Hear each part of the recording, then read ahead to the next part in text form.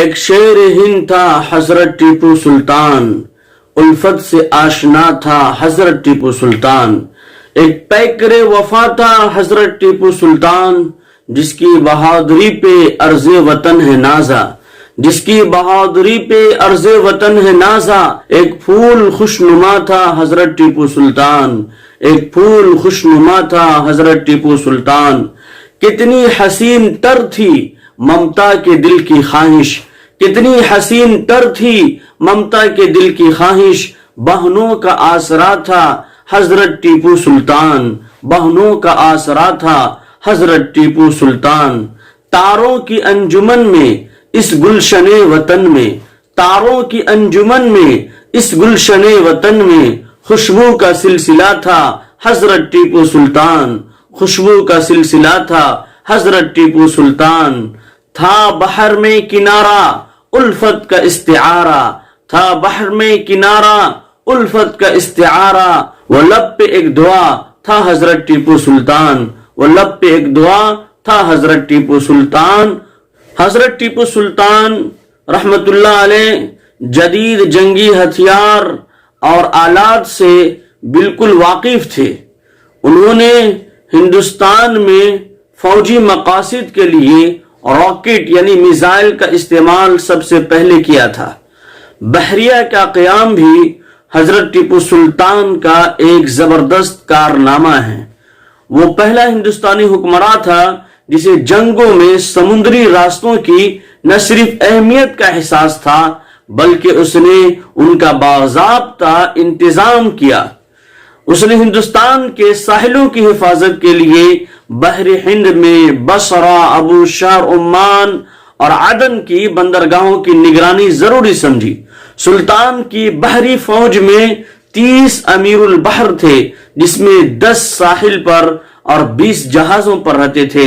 ملاحوں، ناخداؤں یعنی بحری جہازوں کے عملہ کی تعداد 10,220 بتائی جاتی ہے. 1794 میں 100 جنگی جہازوں کی تیاری کا حکم دیا تھا اور پورا جہاز اپنے تمام کل پرزوں کے ساتھ ریاست کے اندر ہی بنایا جاتا تھا. حضرت ٹیپو سلطان کے کارنامے میں صنعتوں کے قیام، تیل کی دیگر مصنوعات، سندل، رسی اور قالین، ہاتھی کے دانت کا کام، نمک بنانا، چیا پر سونے کا رنگ چڑھانا، اون، ریشم روئی کی مصنوعات، سلطنت خداداد کے محکمے، تعمیرات وغیرہ ان کے بہت سارے کارنامے ہیں. وہ غیر شرعی رسم و رواج، ریتی رواج سے ناراض ہوتے تھے، ان پر فوراً گرفت کرتے تھے. منشیات، ممنوع چیزیں جو نشہ والی چیزیں ہیں اس سے لوگوں کو روکتے تھے اور شہروں دیہاتوں میں شرعی عدالتیں قائم کی تھی. ذات پات کے نسلی فرق کو ختم کیا تھا. جمعہ کے خطبوں کی اہمیت پر زور دے کر انہیں عوام کے لیے مفید تر بنانا یہ ان کا مقصد تھا. اسی مقصد کے لیے مسنون عربی خطبات کے علاوہ انہیں ایک حصہ بنا کر عام نمازیوں کی سمجھ میں آنے والی زبان، مثلا اس وقت اگر فارسی بولی جاتی تھی تو فارسی میں، اردو جہاں بولی جاتی تھی اردو میں، جہاں ملیالم بولی جاتی تھی ملیالم میں، منبر سے خطاب کو رواج دیا. لوگوں کے دینی شعور کی تربیت اور احکام شریعت کی آگاہی اور اخلاقوں کی درستگی، اس کی اصلاح کے لیے خطبات مرتب کر کے باضابطہ شائع کیا جاتا تھا اور منبر و محراب سے وہ صدائیں بلند ہوتی تھی. حضرت ٹیپو سلطان رحمت اللہ علیہ کی زندگی بہترین اسوہ حسنہ ہے آج کے لیڈروں کے لیے، چاہے وہ ہندو ہو چاہے وہ مسلمان ہو. اگر وہ بھارت کو پھر سے سونے کی چڑیا بنانا چاہتے ہیں اور مضبوط اور مستحکم کرنا چاہتے ہیں تو حضرت ٹیپو سلطان رحمت اللہ علیہ کی زندگی کا مطالعہ کریں، ان کو پڑھیں اور ان کو آئیڈیل مان کر کے ان کے مطابق حکمرانی کریں تو یہ دیش آگے بڑھے گا، ترقی کرے گا، خوب پھلے گا پھولے گا. حضرت ٹیپو سلطان رحمت اللہ علیہ 7 زبانوں میں مہارت رکھتے تھے. آپ کو ماہر ہفتے لسان حکمراں کہا جاتا ہے. آپ کو عربی، فارسی، اردو، فرانسیسی، انگریزی، کنر، ملیالم سمیت کئی زبانوں پر دسترس حاصل تھا۔ علم شناس، علم نواز، علماء، فضلاء، اصفیاء، معزنین، ائمہ کرام، ادباء کرام، مفتیان کرام، جو بھی حضرات دعوت و تبلیغ سے لگے ہوں، دین کے کام سے لگے ہوں، ان سب کا آپ بہت زیادہ احترام کرتے تھے۔ آپ کو مطالعہ کا بہت زیادہ شوق و ذوق تھا۔ آپ کے کتب خانے کے اندر تقریباً 2000 کتابیں تھی۔ ان کے علاوہ نادر و نایاب مخطوطات بہت زیادہ تھے۔ ان سب کے باوجود آپ سائنسی علوم میں بہت زیادہ دلچسپی رکھتے تھے۔ آپ کو بر صغیر میں راکٹ سازی کا مجد کہا جاتا ہے۔ ان کی مجلس میں ہر ایک کو اجازت تھی کہ وہ آ سکتا تھا، اپنے دل کی فریاد ان کے سامنے رکھ سکتا تھا، ہر ایک کی وہ سنتے تھے۔ انہوں نے تعصب کو ختم کیا اور اس پر عمل کیا کہ ان اکرمکم عند اللہ اتقاکم، کہ وہی آدمی عزت والا ہے جو اپنے ایشور، اپنے لارڈ اور گاڈ، اپنے خالق، مالک، اپنے رچیتا، اپنے کریٹر سے ڈرنے والا ہے۔ لہذا وہ کسی کو کسی کے اوپر فوقیت نہیں دیتے تھے۔ تعصب سے وہ پاک اور صاف تھے۔ ان کی زندگی سادہ تھی، سمپل تھی۔ یہی وجہ ہے کہ غیر مسلموں کی تعداد ان کی فوج میں اور ان کی ریاست میں اعلیٰ عہدوں پر تھی۔ وہ لوگ اونچے مقام پر فائز تھے۔ کسی طرح سے کوئی تعصب والی بات ان کے اندر نہیں تھی۔ ہمیشہ باوضو رہتے تھے۔ تلاوت قرآن پاک آپ کا معمول تھا اور ظاہری نمود نمائش سے وہ اجتناب کرتے تھے۔ اور جب بھی وہ شاہی فرمان لکھتے تو بسم اللہ الرحمن الرحیم، کہ ان دا name of Allah the بینیفیسنٹ the merciful, کہ شروع کرتا ہوں اس رب کے نام سے جو سب سے اعلیٰ ہے، بڑا ہی مہربان، نہایت رحم والا ہے۔ تو وہ ایشور اور لارڈ اور گاڈ کے نام سے خط کی شروعات کرتے تھے۔ ان کی مملکت خداداد مملکت کہلاتی تھی۔ حضرت ٹیپو سلطان رحمت اللہ علیہ کے دادا کا نام فتح محمد تھا اور والد محترم کا نام حیدر علی تھا اور بیٹے کا نام فتح علی تھا، اس لیے ان کی کنیت ابو الفتح کہلاتی ہے۔ پورا نام حضرت ٹیپو سلطان رحمت اللہ علیہ کا فتح علی ٹیپو سلطان کہلاتا ہے۔ پیدائش بروز سنیچر 10 نومبر 1750 عیسوی میں ہوئی تھی۔ ماں کا نام فاطمہ بیگم ہے جو فخر النساء سے مشہور تھی۔ وہ عرب کے خاندان قریش سے تعلق رکھتی تھی۔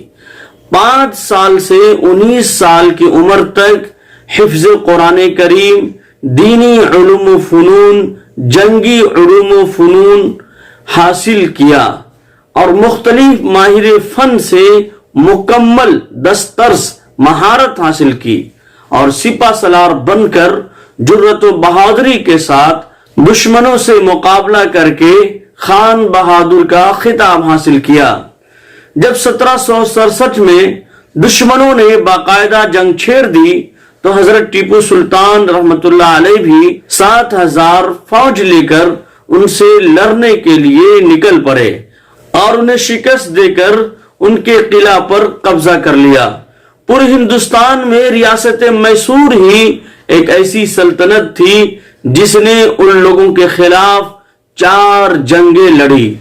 2 جنگوں میں انہیں بھاگنے پر مجبور کیا اور انہیں پکڑ کر کے جیل کے اندر بند کیا اور انہیں شکست دیا۔ جنگ آزادی میں مسلمان بادشاہوں میں سے حیدر علی خان اور ٹیپو سلطان شہید رحمت اللہ علیہ کی قربانی کو بھلایا نہیں جا سکتا ہے۔ حضرت ٹیپو سلطان رحمت اللہ علیہ ایک مرد مجاہد اور آزادی وطن کے خاطر دشمنوں کے خلاف ایک بہترین لیڈر تھے۔ حضرت ٹیپو سلطان رحمت اللہ علیہ سچے محب وطن اور تمام طبقہ کے لوگوں کے ساتھ عدل و انصاف کرنے والے بادشاہ تھے۔ ان کے دور میں سب کو اپنے مذہب کے مطابق عمل کرنے کی مکمل آزادی تھی۔ اسی کے ساتھ شریعت کے ہر حکم پر وہ عمل کیا کرتے تھے، شریعت کے پابند تھے، سنت کے پابند تھے۔ ان کے اندر اسلامی معاشرہ کے قیام کا بھرپور جذبہ تھا۔ وہ تقوی و پرہیزگاری، شرم و حیا، روزہ نماز کی مکمل پابندی کیا کرتے تھے، حتیٰ کہ نماز تہجد کی ادائیگی کا بڑا اہتمام پایا جاتا تھا۔ دینی علوم میں بڑی مہارت حاصل تھی۔ بادشاہ ہونے کے باوجود بہت سی کتابیں انہوں نے لکھی، تحریر کی، اور سری رنگا پٹنم میں دینی و عصری تعلیم کے لیے جامع الامور نام کی ایک یونیورسٹی قائم کی۔ اہل علم کو ہر مسجد میں بچوں کی تعلیم کے لیے دینی مدارس قائم کرنے کا حکم دیا۔ جب انہوں نے میسور کی جامع مسجد تعمیر کرائی تو ملک کے بڑے بڑے علماء، مشائخ، مفتیان کرام موجود تھے، تو انہوں نے فرمایا کہ آج اس مسجد کا افتتاح وہ شخص کرے گا جس کی ایک فرض نماز بھی قضا نہ ہوئی ہو بلوغت کے بعد۔ جب کوئی آگے نہیں بڑھے تو خود نماز پڑھانے کے لیے آگے بڑھے، اور فرمایا کہ الحمدللہ آج تک میری ایک بھی فرض نماز قضا نہیں ہوئی ہے۔ مگر افسوس کہ اتنے بڑے شریعت کے پابند اور عدل و انصاف کرنے والے بادشاہ کی ساری خوبیوں کو چھپا کر آج ان کی سیرت و کردار کو غلط انداز میں پیش کیا جاتا ہے۔ آپ ان کی تصویر دیکھیں گے تو ان کے چہرے سے داڑھیوں کو غائب کر دیا گیا، جبکہ وہ ہر سنتوں پر عمل کرنے والے، شریعت کی پابندی کرنے والے تھے اور مشرع تھے، داڑھی رکھتے تھے۔ حضرت ٹیپو سلطان رحمت اللہ علیہ کی دشمنوں سے آخری جنگ کے موقع پر جب ان کے سیکریٹری حبیب اللہ نے عرض کیا کہ حضور وقت کا تقاضا ہے کہ اپنی جان اور اپنے شہزادوں کی یتیمی پر رحم کریں، تو حضرت ٹیپو سلطان رحمت اللہ علیہ نے فرمایا کہ میں اپنی جان اور اپنی اولاد کو دین محمدی پر قربان کرنے کا فیصلہ کر چکا ہوں۔ میر صادق کی غداری سے دشمنوں کی فوج قلعہ میں داخل ہو گئی۔ بادشاہ نے کھانے کا لقمہ اٹھایا تو اپنے وفادار فوجی عبدالغفار کی شہادت کی خبر سن کر فرمایا کہ اب ہم بھی کچھ دیر کے مہمان ہیں۔ یہ کہہ کر میدان جنگ میں کود پڑے اور کافی دیر تک لڑتے رہے، یہاں تک کہ قلعہ پر دشمنوں کا قبضہ ہو گیا۔ چنانچہ ان کے غدار خادم راجہ خان نے کہا کہ حضور اپنی جان کی حفاظت کے لیے اپنے آپ کو دشمن کے حوالے کر دیں، تو جلال میں آ کر کے کہا کہ میرے نزدیک شیر کی ایک دن کی زندگی گیدڑ کی 100 سالہ زندگی سے بہتر ہے۔ A day life of a lion is better than 100 years life of a jackal۔ میرے نزدیک شیر کی ایک دن کی زندگی گیدڑ کی 100 سالہ زندگی سے بہتر ہے۔ جسم پر کئی گولی لگنے کے باوجود شام تک لڑتے رہے۔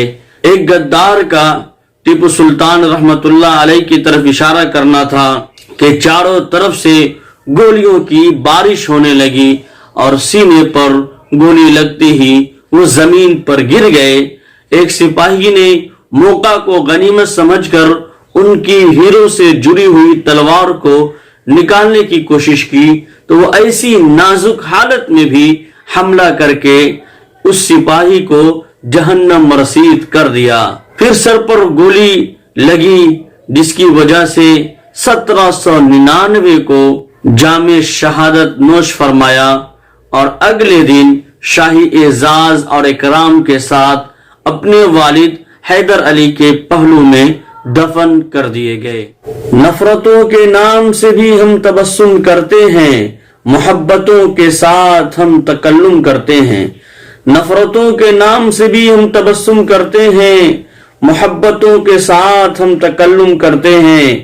وہ وطن سے وفاداری کا ثبوت مانگتے ہیں، ہم وطن کی خاک سے تیمم کرتے ہیں، ہم وطن کی خاک سے تیمم کرتے ہیں۔ ہم کو نہ ستاؤ کہ گنہگار نہیں ہیں، ہم کو نہ ستاؤ کہ گنہگار نہیں ہیں، یہ کس نے کہا تم سے کہ ہم وفادار نہیں ہیں؟ جب دیس نے مانگا ہے لہو ہم نے دیا ہے، جب دیس نے مانگا ہے لہو ہم نے دیا ہے، ہم فخر وطن ہیں کوئی غدار نہیں ہے، ہم فخر وطن ہیں کوئی غدار نہیں۔